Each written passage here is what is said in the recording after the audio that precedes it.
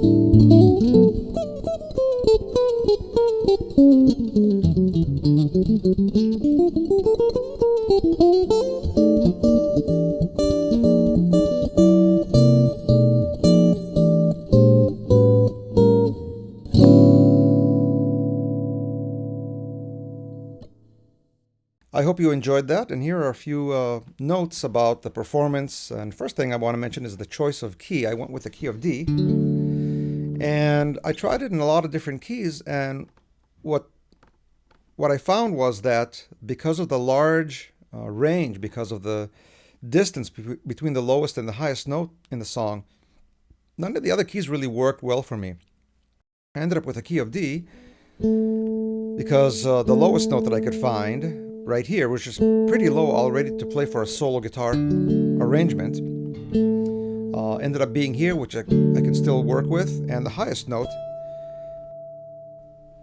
this E right here, and any higher than that it starts getting a little screechy, so I had to strike the balance between going low, too low or too high. So key of D worked really well, but actually it works well for a lot of other reasons that are guitar related. Key of D is just a great key for solo guitar arranging. You get a lot of open strings.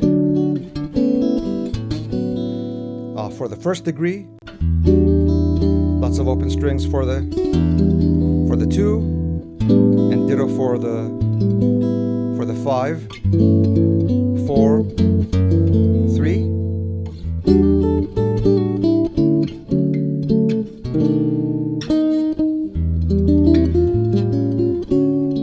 So it's a great key. In terms of chord substitutions, there are not really that many. I pretty much played what most people play, and that already is loaded with lots of chords, which are difficult enough to play over, so I didn't see fit to add any more chord substitutions. A lot of key changes, a lot of movements that are not exactly linear or diatonic.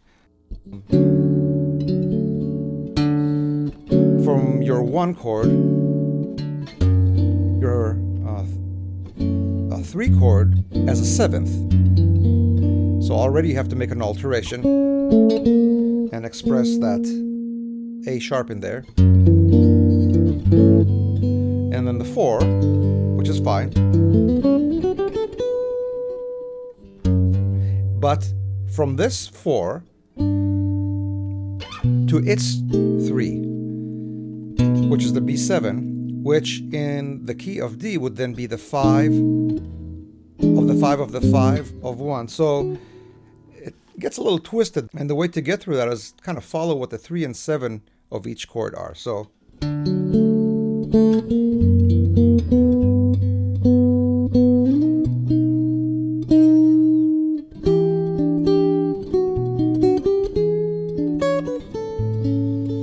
and that's the whole secondary dominant thing.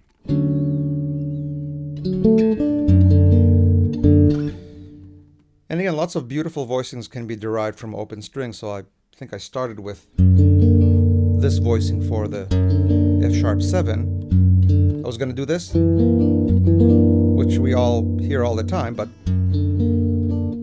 doubling that note kind of creates kind of a mysterious sound, which I really liked. For this chord, there's just countless variations that we can play once we understand that it's kind of a sharp 4.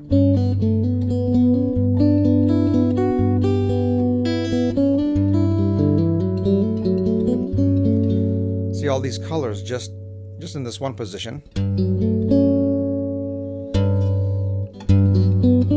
And then B7.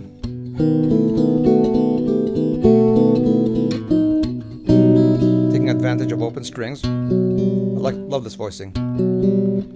Normally you'd play like this, like a 7th, but if you lift this finger, you get that flat 13 in there with a 5. And in fact, if you throw the E in there, it's kind of an 11th, makes it even more mysterious. And again, the E minor. And then changing it back to an E7. And then your standard 3, 6, 2, 5.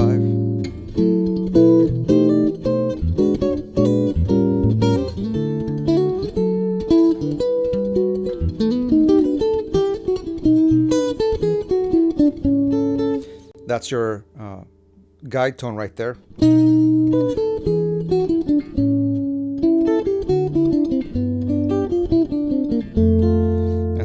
every jazz musician should probably spend some time doing. And then turning it around 2/5 in G momentarily, which is also a great key for open strings.